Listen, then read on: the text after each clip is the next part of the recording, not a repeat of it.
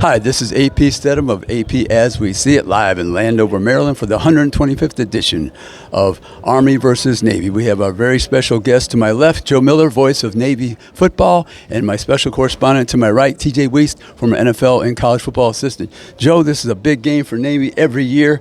What are the things you like to tell people about this ball game? It means everything. It's been a tremendous build-up these past 2 weeks, and always a big event here. And being in Landover this year makes it nice to be a little bit closer to home. But it's two really good football teams. I think in years past, where maybe one team was having a better season than the other, or vice versa, this year you got two teams playing really good football, and that just adds to everything. Everybody talks about the pageantry and the ceremonial, nature of this game, but this is essentially a football game. You got two good football teams. Right.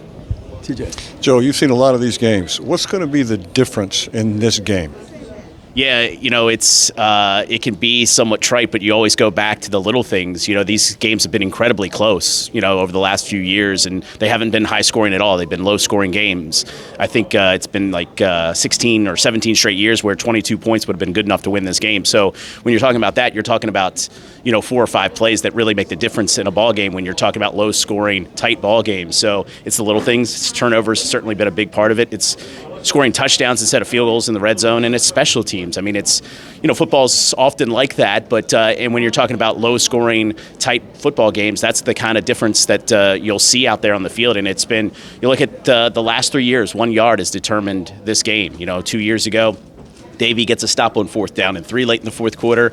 2 years ago, Anton Hall for Navy fumbles at the 1 yard line going in overtime. And last year, the Mids came up 1 yard short. So 1 yard has determined this game the last 3 years. What are some of the offensive stars we need to watch today? Well, for Navy, you got Blake Horvath, their quarterback, who missed the East Carolina game, but he's healthy and ready to go. Had a tremendous season this year, first-year starter for them. He started one game last year, but got banged up. He's healthy, ready to go. And then you have Eli Heidenreich, their slot guy. He's been an excellent receiver for them. They throw the ball a little bit more this season. And then Alex Teska, their top running back for them. And a couple guys in the offensive line that made all-conference as well. So it's a well-rounded offense. What about on the defensive side? Yeah, I think it's been the strength here down the stretch for the Mids. You're looking at, we talk about sports, you talk about being strong up the middle. And this is a team that first-team all-conference nose guard, first-team all-conference inside linebacker, and first-team all-conference free safety. So you're talking Landon Robinson, Colin Ramos, and Rayon Lane up the middle defensively. And they've done a really good job the last couple weeks. They shut down a pretty good East Carolina team a couple weeks before that. They beat South Florida down in South Florida, a team that likes to up-tempo and score a lot of points. So the defense is playing as well as they've played all season here coming into this game. TJ, last question. Anything different that we should look for in special teams?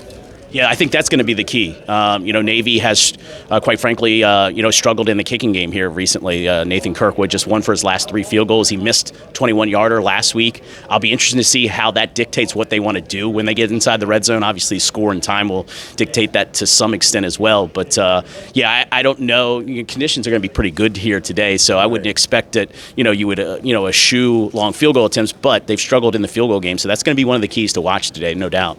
Hey, we want to thank our special guest, the voice of Navy football, Joe Miller, our special correspondent, TJ Weist, from NFL and college football assistant. This is AP Stedham reporting live from Landover, Maryland.